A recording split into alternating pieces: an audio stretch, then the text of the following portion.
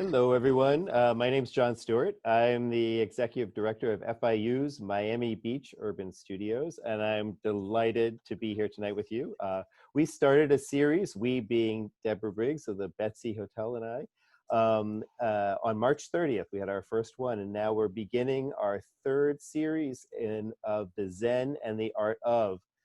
We named this as a way to think about how to find our center and how to find our calm in turbulent times, what we thought were very turbulent times in late March, and which continue to be obviously turbulent times today. So the wonderful thing about partnering with the Betsy from the FIU perspective is that the Betsy Hotel has a cultural interest and in a broad variety of the arts, from visual arts, performing arts, and to literature that's shared by FIU and by the Miami Beach Urban Studios in real life.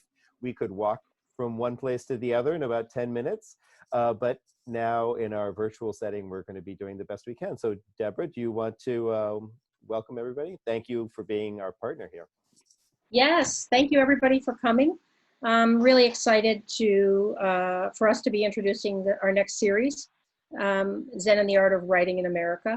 As a lot of you know, the Betsy's the home of the Betsy Writers Room. And so in addition to the other art forms that John mentioned, literature is extremely important to us from a familial perspective and a community perspective. Before I get into welcoming Pablo, who's near and dear to our hearts as a Miami-based writer whose work is now reaching the world, I wanted to first thank some community partners who make what we do possible. First, I wanted to mention the Miami-Dade Department of Cultural Affairs because over the past 5 weeks, they presented us with a grant and introduced us to the importance of closed captioning and funded our first effort with that. We continue on our own tonight, closed captioning this series with support from the Betsy Community Fund and the Plutzik Goldwasser Foundation. Other partners are the City of Miami Beach, the Ocean Drive Association, and Leslie Goldwasser and Jonathan Plutzik, who are owners of the Betsy Hotel. And finally, I wanted to mention the Knight Foundation. With the Knight Foundation, we started and grew the Writers' Room at the Betsy. And with and through their generosity, I was able to meet a young bilingual writer in Miami. And that partnership transformed what we were doing in literature at the Betsy. The reason I tell you that story is that writer was Pablo Cartaya. And Pablo has a 10-year association with the Betsy Hotel. And so about 5 years ago, we celebrated his departure from the Betsy, and as he prepared to release his first few books. Since then, he has become an award-winning writer whose books have been reviewed by the New York Times, featured in the Washington Post. He's received starred reviews from Kirkus, Booklist, Publishers Weekly, the School Library Journal, and featured on many Best Books of the Year and state award lists.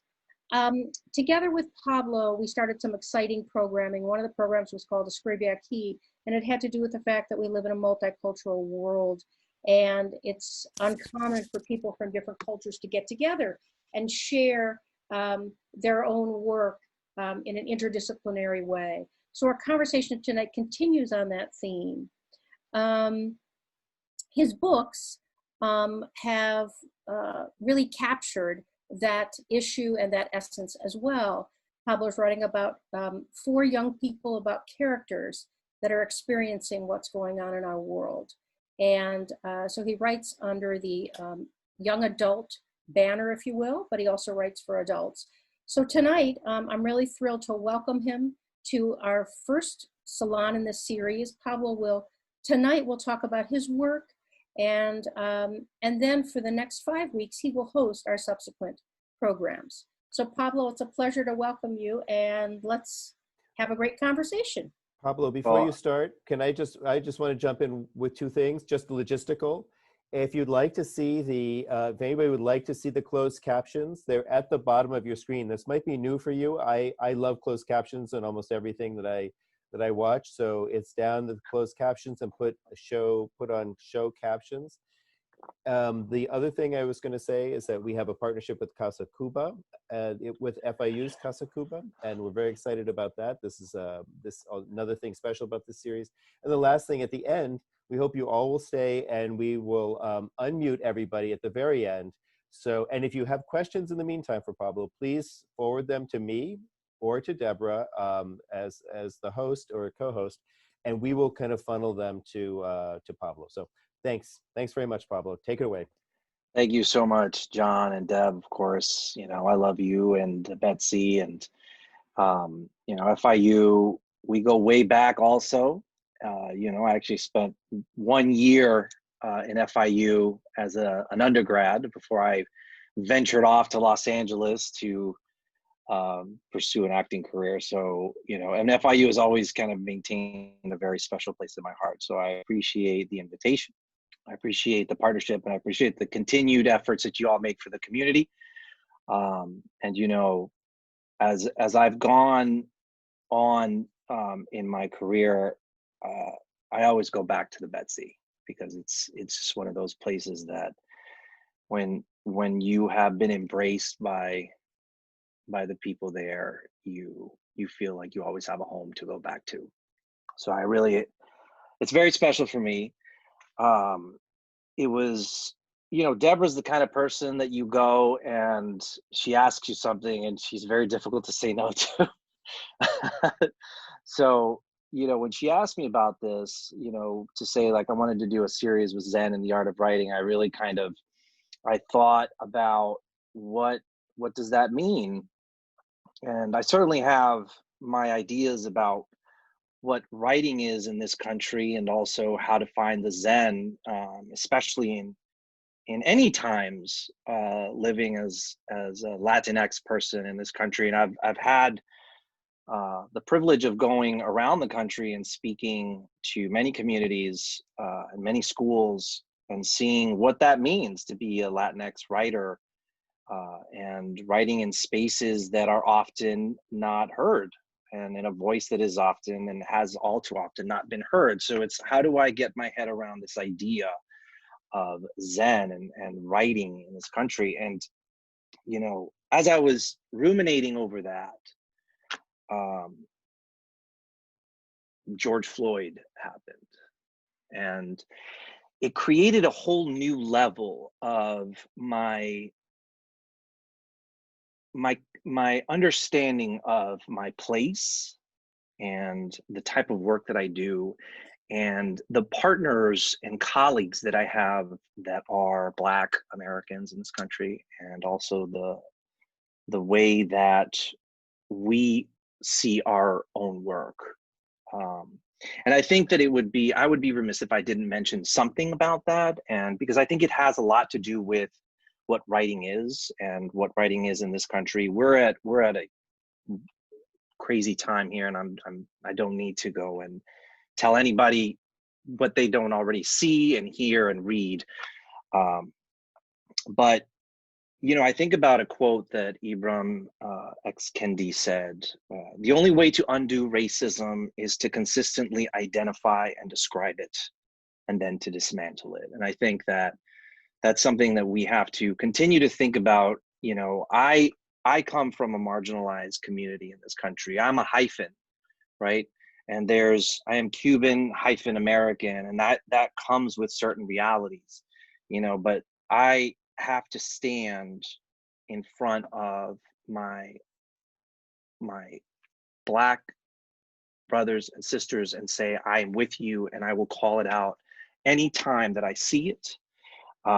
And I think it's important that we all sort of reflect on what that means for us as we go about our daily lives, and we go about interacting in the world that we're living in now. I think it's a crucial time for us to kind of assess how we approach racism with ourselves, and how we can go forward and try and heal this nation in a way that we don't have to keep dealing with this over and over again. And I appreciate just those few minutes that I had to speak about that. I primarily write for young adults and children. I do dabble in the adult field, but I think that the spaces that I write are for young adults. And I I have the first part of my career, I sort of felt that I had to kind of stand on a soapbox and defend that to a lot of people, because it's like, oh, how many times have I gotten in my life that it's like, oh, you write for kids, when are you going to write a real book? When are you going to write a serious book and all this? And I at the earlier parts of my career, I kept trying to defend myself, but I have since stopped doing that, because writing for children and young adults is probably the most outstanding field of literature that you can possibly endeavor. Why? Because when you are writing for that field, you are building a generation with your voice. You are helping to create a voice for a generation. And I feel a particular honor to be able to write in that voice. Now, most of my books have a blend of Spanish and English. They come from very personal aspects of my own life, the Cuban American experience growing up as a kid here in the United States. They come from my own children's lives and their experiences growing up here. From my parents, from my grandparents. My books all have an abuelita character in them, really strong character who is typically some sort of glue. Sometimes she's not very nice, but sometimes she's great, and sometimes she's overbearing, and sort of I write in those spaces. They're very personal. And when I talk to kids, I go and I say these three things when you ask me what the themes of my books are, and there's three things, and it's family, community, and culture. Family, community, and culture. And what does that mean? Right. And it's an interesting thing, because if you think of like the Betsy, you think of FIU even, it's very much community based, right? And so my books have this very personal feel to them. And yet I can be in Boise, Idaho, and have the entire school district there say, oh my gosh, you're speaking to our community, right? I can go to Green Bay, Wisconsin, and have all these teachers saying, oh my gosh, you're speaking the story that these kids need to hear, right? And so it's a really interesting thing that I can write so personally, right? With these ideas of what family means to me, what community means to me, what culture means to me, and yet have this connection and have this um, link around the country. And when I tell you I've literally been around the country, I have in the last 3 years, I've probably visited about 37 states and communities, probably over 100, where I'm speaking about these three things, right? Family, community, and culture. Um, and I think it's important. I think it's good to be able to reflect on what that means for us as a country, but also as a writer. If anybody in the audience is a writer or an aspiring writer, what does it mean to write personal? Right now, of course, there's the personal narrative, there's the personal essay, there's nonfiction that we can delve into, but there's also, what if you're writing fiction? What if you're writing poetry? And as a writer, I think that it is crucial to write from the personal. Even if you're writing about a wizard who's trying to ward off this evil from, that's ravaging his world, it has to mean something. It has to feel personal. And I think that for me, writing in this country, it's personal. I'm not writing to sell a book. I'm writing to have a voice. So that voice, right, can be shared with others that are like me, that are kids that might have been like me when I was a kid, right, who didn't have those voices, and that's kind of like the ethos of how I present my work, how I go about my work. I go about it extremely personally. The other thing that I've sort of learned, and I think that it kind of brings together sort of what I started off with, is this idea of being held accountable for the words that you write. My publisher, I publish with Random House, Penguin Young Readers, and the imprint that I published my last book with is Kokila. Now you can spell it's Kokila. And Kokila, the mission statement of Kokila is centering stories from the margins. So they have a wonderful list, and I was privileged to have my last book, Each Tiny Spark, be part of that initial launch of the imprint, which just launched last year. As a matter of fact, I should have said that. But so centering stories from the margins, what does that mean, right? What is that? What do you mean by that? Well, it's all of these stories around the world, all of what we call the diverse stories, right? But bringing them to the center, right? And what I loved about my experience writing my book for Kokila was that I was held accountable for everything that I wrote, everything that I spoke about. I spoke about the Yoruba culture. I spoke about the child with that had ADHD. The main character in the book has ADHD, like my daughter does. But I was held to a higher standard with everything that I wrote, and my editor went line by line and questioned every choice that I made. Now, to some writers, that might be super annoying. It's like, well, what do you mean? I'm a writer. I don't need to do this. But I go about it differently. I want to be questioned and I want to be challenged. I want to, especially when I'm putting together a work that is for young people. Kids are going to read this. They're going to see themselves. And I think that it's imperative of a writer to make sure that they are doing it right, that they are saying and representing whatever word that they put, that they are representing it true. I mean, we can talk about what happened with the book American Dirt a few months ago. I mean, it feels like there's so many things that are happening over and over and over again that it's hard to keep track. You know, like, oh, we were just in a pandemic. We're still in a pandemic, and yet we're all talking about, you know, burning fires and this awful situation with George Floyd. And it just seems like there's so many things that we just like, what's next, you know? And it's, we're living in this sense of like, oh my gosh, what else can we possibly have to contend with? But here's the thing, we have to contend with it all, right? Because something like American Dirt, which happened just a few months ago, right? Somebody paid a white woman a heck of a lot of money to write a book about a border, about a Mexican family on the border, and gave her a lot of money to be the voice of that. That's wrong. That is wrong. I don't care if the book is good or bad. That is inherently wrong. And that brings a failure. That is a failure of the system, right? Not holding us accountable for the words that we write. And so I am very cognizant of the words that I write. I'm Cuban American, but I can't speak to all Cuban Americans. You know, I can only speak to my experiences. I can speak to the experiences that I feel are inside of me and the stories that I want to tell.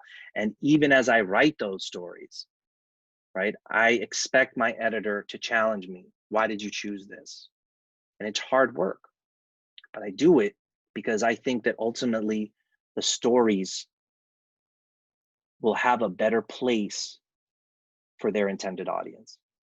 So I've been, you know, going through a lot of the stuff. I mean, you know, I do have a lot of fun in my writing my books.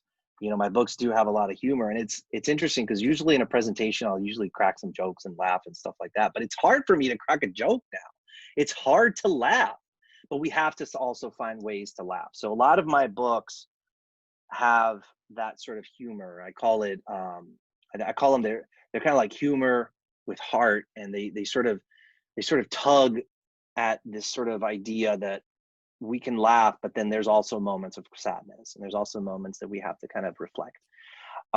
And so, can I just jump in here just for a second? I'm sorry. I realized the closed captioning is just coming to me alone. You guys probably haven't been seeing it. I just wanted to mention that to Tracy so that she might be able to fix that.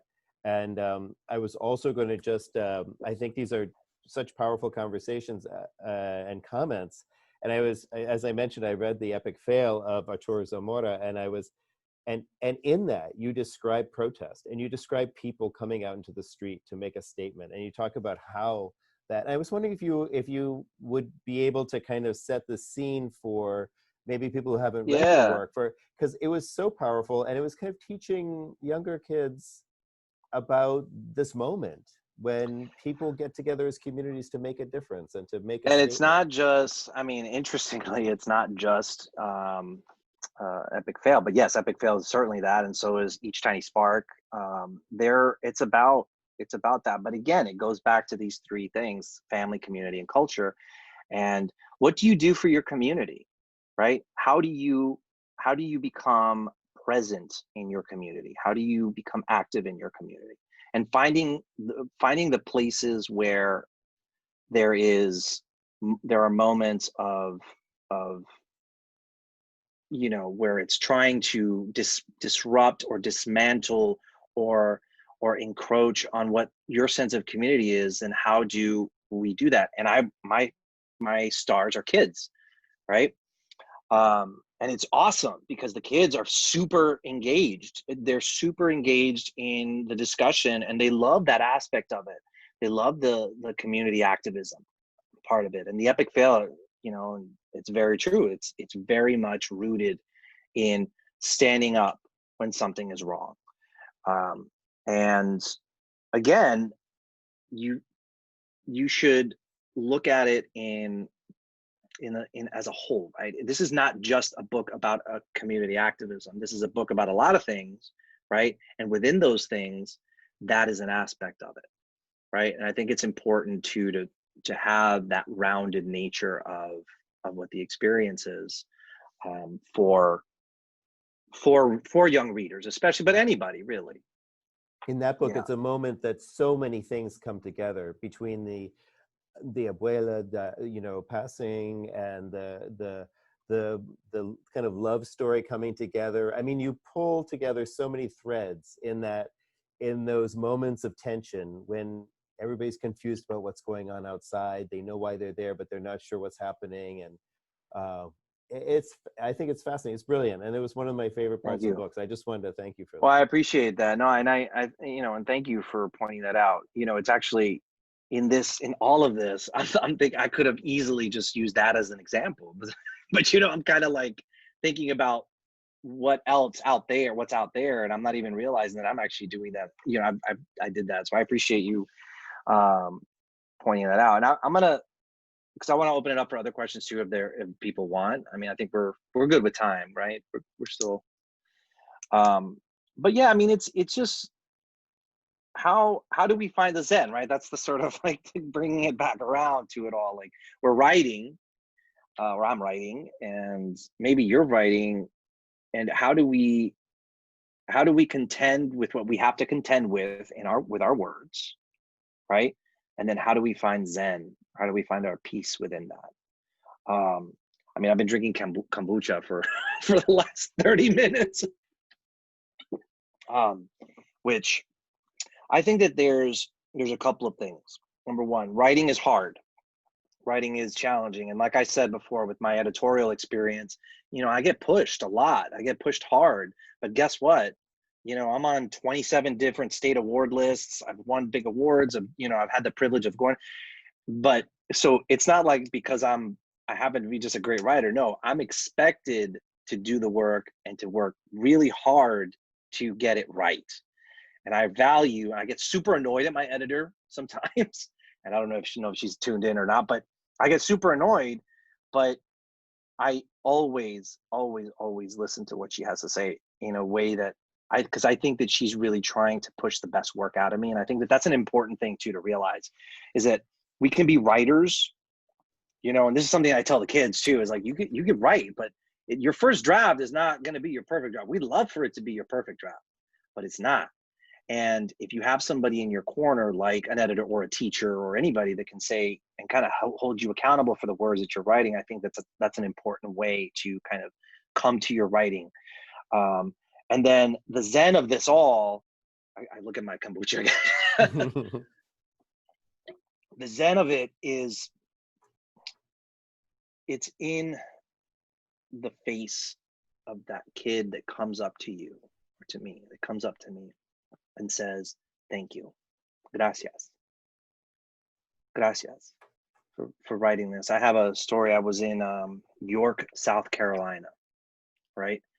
Um, and a really nice community. I mean, it was, you know, Lindsey Graham has a house there. I mean, so that notwithstanding, I so I went to this community, a very, very segregated community. Like it was mind blowing to see like that there's like the funeral homes are segregated still. You know, there's black only and white only. And as I was driving through this town, it was very interesting and kind of eye opening. And I get to this school and I go and I do my speech, I do my thing in front of about 800 middle schoolers. Now, if you have a middle schooler, you know, you can't mess around because like they will eat you alive if you don't show them respect and you don't make them laugh a little bit and you don't bring it, they're gonna turn on you really quick. I love that about that group, that age group, because they're just brutally honest. They'll tell you when something sucks.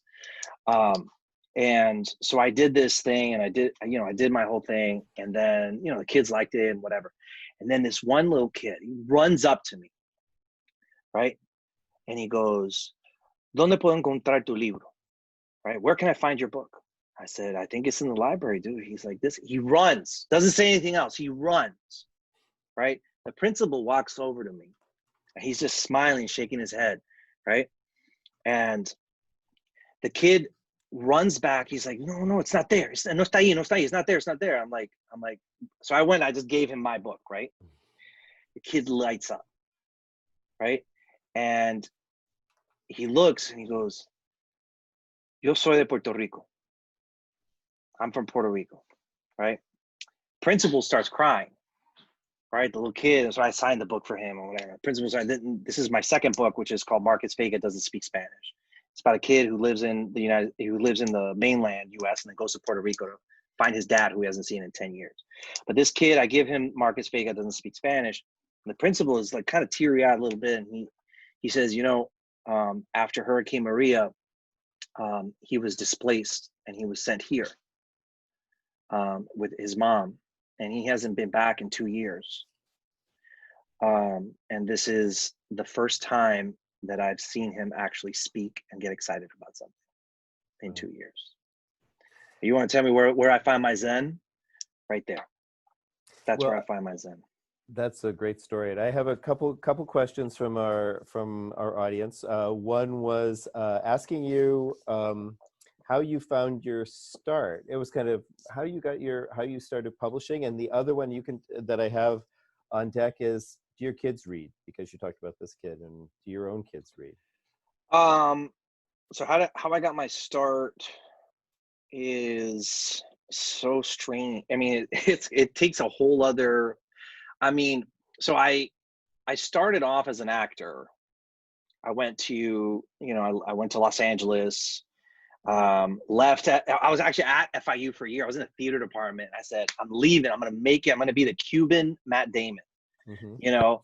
And I left with my best friend, and, you know, we got there, we were doing our thing. We're like, yeah, it's great.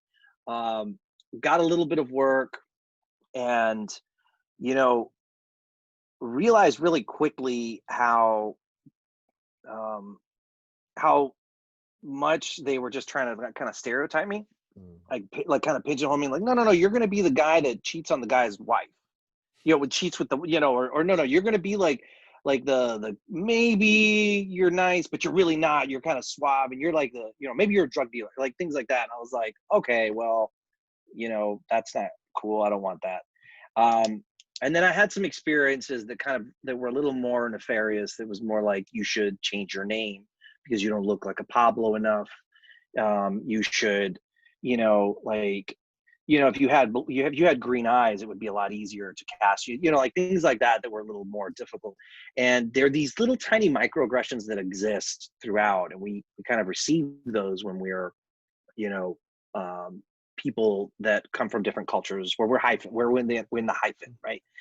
And I just got a little bit like pissed off about that, and I went and I said, you know what, I'm just going to write my own damn stories, you know, and I'm going to go and do my own thing. And so I spent the next 10 years of my life trying to do my own thing. Um, and of course, that journey took me to, like, when you look at the epic fail of Arturo Zamora, Arturo's a dishwasher. Like, that's Mhm. what I was, a job I did. I was a Yeah. dishwasher. I worked in kitchens. And then, I went and I worked with Deb at the Betsy for years. And that was a beautiful experience. And my working in kitchens was a beautiful experience. And it was like, but it was always with this mindset of, my stories are going to be my own.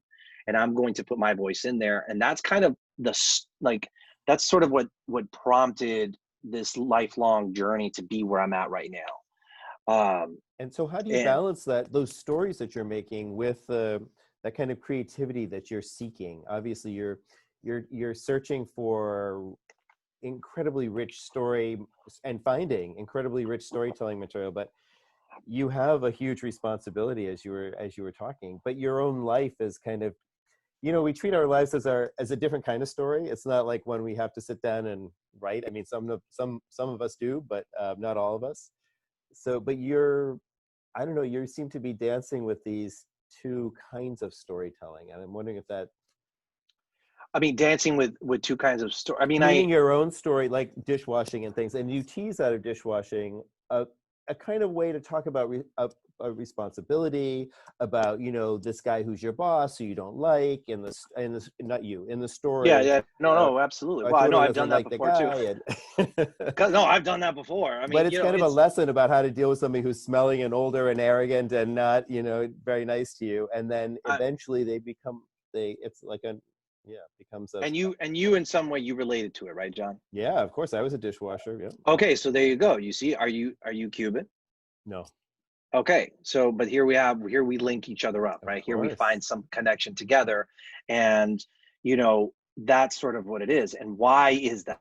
Why did you highlight that part? And I said that, well, that's from my own experience, and you just shared that you're a dishwasher too, Yeah. right? Why? Because it's personal, right? Because writing is personal. And sometimes we mistake, oh, well, you write personal, you should just, write a memoir. And that's not true. You can write anything, right? But if it doesn't feel true, if it doesn't write, so where can I come up with my stories? Hmm. Well, I've been alive a certain amount of time, right? And I have, experienced a certain amount of things in my life thus Hmm. far. And I've seen certain amount of things in my life thus far. And that leads to this feeling that I have, right? And that feeling turns into first really crappy drafts, because I'm usually like, I see something, I want to write about it, and I start it, and then I'm like, I'm onto something, but I know it's crap. And so once that draft, what I call my emotional draft, comes out, then I sit back and I'm like, okay, what am I trying to say? What am I trying to get out here with this Hmm. story? What I call sometimes like my controlling belief of the character. What is the essence? What is the core of this story? And it's usually one sentence or two sentences long, Hmm. right? And that's kind of the process. But I have an eternal minefield of stories and ideas, but they're not stories and ideas for the plot. Hmm. They're stories for the emotion. They're stories for the personal, right? And then out of there, the plot forms. Right. I know there's plotters out there, but that's not how I work. Like Right. I just don't do that. And we had a question that came up while you were talking about how you go from that step to, what was the story of your first break? Like, we're a publisher, where something you thought was really great then was thought to be great by somebody else. And what was that transition like? What was I that went. moment like? Well, I had published a picture book, really in response to my daughter at the time. She was 1, and she was a cute little face, and she had little curly hair, one little curly hair that was like formed on her head, and I was like, oh, she looks like a cupcake with a little topping swirl. And I wrote a book about a cupcake searching for her topping, and that book got published by Random House. I was like, oh, okay. I started thinking about it. Who was the one that And published that? Who saw the Random cupcake? House, Yeah, but Random House. like Random House isn't like walking around like, did I you was find working as a something? catering chef. I was working as a catering chef Ah. in New York, and my good friend was a pastry chef. Is a pastry chef, and was one of the best pastry chefs in the country at the time. I mean, I still think he is, but and you know, it's a really crazy story. We were sitting at I'll never forget, it was a Beaujolais Nouveau function in Time Warner, in the Warner building, right? And at Per Se, giving all these memories are flashing back. And we're sitting down together, and they happen to sit me next to an editor at Penguin, right? And I turned to her and I was like, hey, you know, she's like, oh, how you doing? I was like, oh, you know, I'm the catering chef here, and that's Martin, whatever. And she's like, oh, really cool. I'm like, yeah, you know, we're writing a book together. And she's like, really? And I said, yeah. She's like, oh, do tell. I'm like, well, and then Martin doesn't miss a beat, right? This is Chef Martin. He doesn't miss a beat. He goes, really, you are? And Martin goes, mm-hmm. We had not spoken about this up to that point, but he was just like, mm-hmm, yeah. And I was like, yeah, it's going to have Martin's recipes, and it's going to have this, and it's going to be, and I go, and I'm thinking maybe it's a kid's book, you know, and they're like, really? Awesome, whatever. And this whole thing. And then I tell Martin afterwards, I'm like, okay, we got to write a book now. So as I was trying to think of the idea to write this book, my daughter, I'm like, oh, cupcake. And it's searching for her topping. And I started kind of coming up with this. I created this whole confectionery world based on Martin's recipes, and then sent it to her, right? About a month later, and then Martin, we were kind of waiting to hear back, and then Martin tells me, hey, you know, one of my best friends is in marketing at this company called Random House. Do you think I should talk to him? I'm like, yes, yes. I was like, give me his number. I'll call him. I'll talk to him. So I went and I talked to him, and I was like, listen, I said, listen, Chris, look, I just want to tell you, this book is already on submission in consideration with Penguin, and they really like it. But since you're friends with Martin and you're friends with me now, like, I'll give you, if you want to see it. Do you want to see it? Yeah, no, let me see it. Let me see it. And he goes and he gives it to the VP of children's publishing at Random House. And she calls me like 2 days later. I'm going to give you an offer you can't refuse. I'm signing you up right now. And that was it. That's how it happened. It was very cool. Crazy. Can I throw something in here? Can you hear me? Yes. Yeah. Yeah. So when Pablo and I were on the road together, one of the projects we did, when I say on the road, in Miami, bringing books to young people in neighborhoods where their schools didn't have libraries and stuff. So Pablo and I went into a few schools, and he would read that book, Tina Cocolina, to classrooms. And, you know, here he is, a male writer, right? And he's written a book about a cupcake. And he, you know, designed all these games where the kids would compete to design whatever topping the cupcake had. And, you know, it was breaking a lot of boundaries in terms of what a man writes about, you know. And then what we found in the classrooms were the little boys were volunteering. They weren't that little, actually. 5th and 6th grade boys were volunteering and vying to be the cupcake topping. I mean, you know, so I got to see sort of firsthand the impact, you know, you can have in a classroom to have a young writer who looks like some of the kids in the room, you know, and writing about things that everybody is familiar with. And really the book is about finding yourself, you know, finding the topping that tells who you are and what you are. So, yeah, I mean, so that book just came, you know, just had a beautiful. Well, interestingly, just editorially, I'll give you a little bit of tea on that front. Is originally my original draft of that book has Tina Cocolina, which is the cupcake. She's searching for her topping, and she searches all day long. And my original draft was she just never doesn't find it. The day ends and she doesn't find it, and then she looks out to the moon out of her window, and she sees, well, the moon goes up every night, and it still doesn't have its topping, and it's been around forever. So I just have to keep going. I have to keep trying every day. And the editor, my editor, was like, no, she's got to get her topping. This is a little kid's book. She's got to get her topping. But you know what? You know, the biggest criticism of that book is, guess what? The end. That was the biggest criticism. And I'm like, and I think that there's something to be said about that, you know, like but again, like what Deb was saying, is that it's a great joy. And I have to say, and I don't know if my mother's on or not, but I have to say my mother, when I was 19 years old, my mother said, I was in LA. I was like, I was on a show. I was on Will and Grace. I was like, ready. I was like, do this thing, And my mother tells me, you're going to write for children one day. And it was like the most insulting thing that she could have ever told me in my life. I was like, what do you mean? I'm a serious actor. I'm going to be a serious writer one day and da-da-da-da.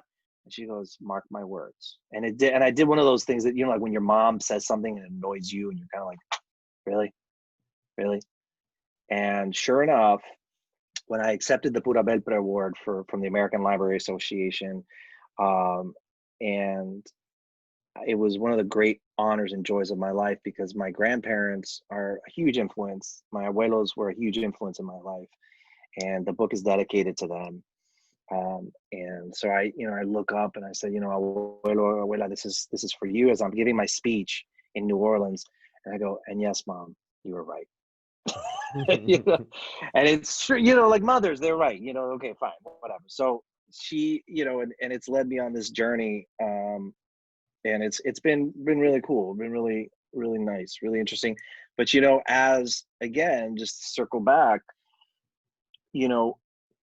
as nice as it is, there's work to be done, and I don't want to rest happily on my privilege and on the things that have been afforded to me. I want to do more. I want to do more work. I want to stand, and I want to kneel, and I want to fight with those who have too long been marginalized. Like, yes, I've been marginalized in my own ways, but it's not enough to be like, to take it as like, oh, this is just my experience, right? I have to make their experience personal as well. Can I ask you a question about that came from one of the people in our community gathering, who asked, and this was just a little while ago, but what it was about the story that you told about the displaced boy from Puerto Rico, that moved him so much. What do you think it was that, because you just said he got happy, but you didn't say, like, what was it about your story or about you, or I mean, do you think? honestly, I you may think not that know, but no, I mean, no, I mean, you go in there, I go in there and I'm very much myself, right? I go and I speak Spanish like a third of the time. I'm joking, but then I get serious, I'm just real with them, like cause you can't write to a kid, right? You write with them, you write for, you know what I'm saying? Like if you start talking to a kid, I mean, any of us who have children, you start talking to a kid, see what they do to you. I have a 13-year-old girl, like I start telling her something and she's like, talk to me like that. What do you know? So you got to talk to a kid. You got to, you got to be with them and know that you're like, listen, I've been through this experience. I've felt left out before. I have felt less than before, I've had that experience. And so a kid like that, will go and feel a connection, I'll feel a connection. I mean, I can't, I have so many stories like that, from my travels, and it's heartwarming. It's heartbreaking sometimes, like, but it's like almost like they're looking at me as someone who can connect with them. It's like, I got you, I'm with you here. You know what I'm saying? Like, we're here together. We've been through this. We know what this is. You know what I mean? And it's like, and I think that's something that's really special. Gives me a lot of joy. It actually, it's heartbreaking to me that I can't visit them. I had to cancel, obviously, because of the pandemic. I had to cancel my March, April, and May visits, and it just killed me that I can't be there in front of them with those kids, and just like really talking with them and saying, hey, look, here we are, but I'm trying to figure something out so I can connect with them. But, like, I'm keeping writing books, Yeah. I turned in a new book recently and I'm working on another one now. So there's one more question from the audience that from the chat. It's about Spanish-speaking writers who want to publish in the United States. Do you have any advice about how you go about that? What the choices? It says based on demographics. Is there a market, or there is a market, but there seems to be very limited choices for authors? I'd love to hear your opinion on that. Thank you very much. Yeah, so that's a great question, and one that is still evolving. The answer is it is still evolving, and I'll tell you that there are many Spanish-speaking authors here in this country that are authors that are teaching at American universities, or they're working in America, and it's difficult to find in ways. I have a colleague of mine who was a translator for many years, and was translating from English to Spanish, and also Nahuatl, and was a professor, and now he's an award-winning young adult writer. Mm-hmm. And is doing that, and now he's sort of writing in the spaces of Spanish and English and all that. So I think that the best answer I can say is that at this moment, write the story that needs to be written, and there are presses out there that do it. I know, like, I'm gonna actually have, so this is the epic fail, but if you look, it's El Épico Fracaso de Arturo Zamora. This is the translation of this book, right? This is the translation of the epic fail, and this came out in January, and this is Vintage Español, which is the Random House, the Spanish imprint of Random House, Vintage Español. So there's that, they are doing it, right? It's just my thing is just write the story, and then once you're done, go out and find your agent, find your editor, and make your voice known. Like, this is necessary. I get all the time. And actually, the reason that this book that was translated is because I told my editor, I'm like, there are people, I go around the country and there are people asking me, is there a Spanish version of this book? And she was smart enough to say, okay, well, let's send this over to the Vintage Español department and see if there's interest there. And they did. They ended up doing it. So there is movement. It's slow, and I want it to be faster, but I think that there is a small space, and I encourage anybody who's writing in Spanish to continue to write, because there's an audience there. We just have to keep building it. There's another question along these lines from someone who says that they're a Cuban American, grew up in the United States. They're kind of raised by the abuelita. And what do you say to Cubans like me? But they sometimes don't feel so accepted in the Cuban community. What do you say to Cubans like me who've never lived in Cuba or Florida? Have you always felt 100% Cuban? Oh my God, that's such a good question. That question is so near and dear to my heart. I grew up in New York City, and I ended up graduating high school here in Miami, but I spent 2 years here, and then it was pretty much my whole life in New York. And I felt, while I was in New York, I felt very much tied to this idea of Cuban identity. When I got to Miami, my last 2 years of high school, I felt very displaced in that idea of Cuban identity. I said, well, this is not how I am, though. I have more, my ideologies are a little bit different than what appears to be the consensus ideology here. And I'm like, and I was confused by that. And then, my father was a veteran of the Bay of Pigs. I mean, it's like, very much tied to the Cuban diaspora here from the exile movement here in the 60s, right? And I always felt that sort of sense of like, well, if my dad's in exile, then I, by extension, feel that too. And was reminded when I was here, several times, you're not in exile. You're barely even Cuban. And that hurts. And I felt for a long time, I'm Cuban and I'm American. And I have this sort of hyphen that sort of separates the two. And I think that this, the viewer was, what is the viewer's name? So I don't just say the viewer. Kristen. So Kristen says that, it's like the way that I approached that experience is that I felt like Cuban American, and I kind of just sat in somewhere in the middle, which was like, to me, it was like, I don't fit anywhere. I'm not fully American. I'm not fully Cuban. What am I? I'm just in this little hyphen right in the middle. That's where I sit. And it felt lonely because there's no name in that hyphen, right? You're just by yourself, right? And so there's that sense of almost displacement from your own communities, you know, that you're just kind of like, okay, well, I guess I'm this. But here's what I find is there's a way to look at it as a form of displacement, or there's a way to look at it as a form of connection, right? So I get to claim both, right? I get to be the bridge to both. I get to have access points to both. I don't need to be a full Cuban. I will never be fully Cuban because I wasn't born there, right?